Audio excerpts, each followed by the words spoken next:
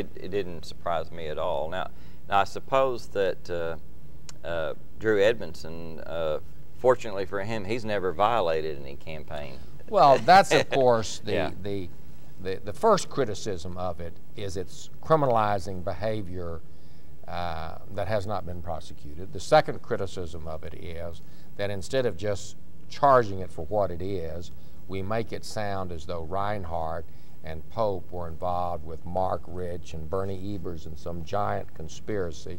It's blown all out of proportion. And the third thing is, when you point the finger at somebody, 4 fingers point back at you.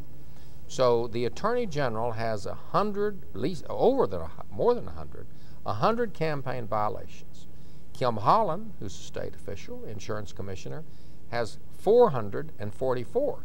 And what I think is the most ironic is that the person that Drew asked to be the special prosecutor, the Rhino Republican up in Stillwater, Rob Hudson, has 244. And yet, notwithstanding his 244 violations, Edmondson's over 100, they charge Pope and Reinhardt. Now, that's clearly going after your political opponents. And most definitely.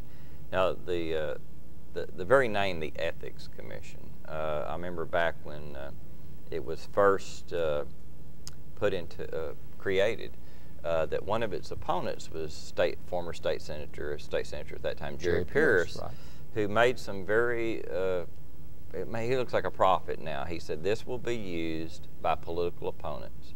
And that's what it's been used by. Now, I think he was thinking more about just make you look unethical. I don't know if, I don't remember if Jerry Pierce actually said your opponent will charge you with crimes, but... No, but it shouldn't be called the Oklahoma Ethics Commission. It is purely a regulatory agency in which you file reports and the public can get them of campaign expenditures and contributions. It's nothing to do with ethics. I mean, I suppose maybe they regulate some type of ethics of state employees, although that's certainly not what they're known for. It should be called what it is, the Oklahoma Election Finance Regulatory Commission. But instead, by giving it the name ethics, it appears that people that they're after are, quote, unethical. When all of these rules, there's very little case law, the definitions are confusing, the applications are confusing, but the director, Marilyn Hughes, has appointed herself by her public announcements as the czar of what these rules mean. And often Marilyn is mistaken. Last year, for example, there was an organization in Texas, Just the Facts America, which ran some television ads that allegedly were critical of Kim Holland. Well, both Drew Edmondson, to help out his fellow Democrat, Kim Holland, and Marilyn Hughes announced that those ads were illegal. They should regulate by the Oklahoma Ethics Commission. They needed to register with the Oklahoma Ethics Commission. After the election in December, a federal district court in Washington, D.C. struck down the federal law that is almost word for word the same as the Oklahoma law as a violation of the First Amendment. You know, I sent Marilyn a copy of that opinion twice, and she didn't acknowledge it. Yeah. Well, let's let Gary get in here for a few questions. I still got some more, but Gary's ready to go, I think. One of the questions I wanted to ask is, all right, so it appears pretty clear based on what we're looking at that this was a political witch hunt, so to speak. Yes. But we all know that sometimes political witch hunts end up really hurting innocent people. And so the first question I would have is, at this point, as an attorney, what's the next step on the part of Mr. Reinhardt and Mr. Pope? Is this going to go to a trial? Is it going to be dismissed beforehand? What is the prognosis, so to speak, of them being able to defend themselves? I don't think it'll be dismissed before trial. That's not the way things happen in Oklahoma County. They'll push it along to a trial. So in the meantime, these men will have to spend probably $100,000 each in attorney fees. They'll be under a cloud. There's already been an effort, unsuccessful, to oust Reinhardt, and you have to admire the integrity of David Prater, the district attorney, who said, quite frankly, to his fellow Democrat Jim Roth and his fellow Democrat Drew Edmondson, no, you can't oust this man simply because you filed a criminal charge against him.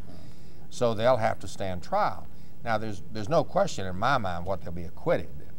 And I think it will end up being embarrassing to the Attorney General's office and embarrassing to the Oklahoma Ethics Commission.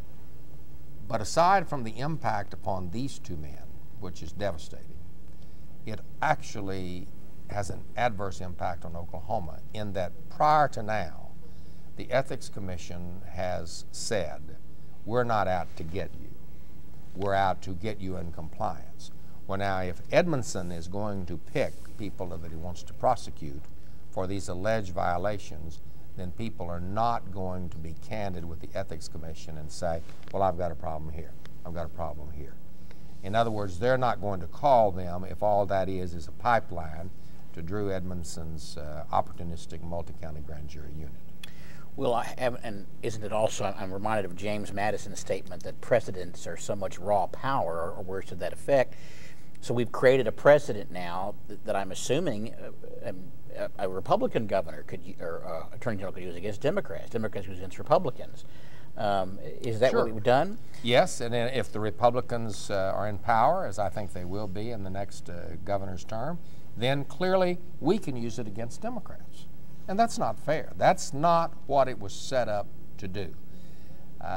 The reason that Edmondson is doing this is he's sending a signal to the Republican Party through its consultants, and let's face it, Tim Pope is a very successful political consultant. He won all 5 of his races last year. That if you are Chad Alexander or Font Holland or Tom Coe or Chris Wilson or Tim Pope or any of these other Republican consultants, you're at risk. We're going to look at you. And if we want to prosecute you, what difference does it make if you're convicted or you're acquitted? You're destroyed when the indictment is announced. All they do if they convict you is send you to jail. But your livelihood, the way people look at you, deal with you, is impaired when Edmondson stands up in front of the television cameras and announces, we've charged Commissioner so-and-so with a crime. Do you believe grounds would exist for Mr. Reinhardt or Mr. Pope to make the case in a court that this is a violation of their federal civil rights?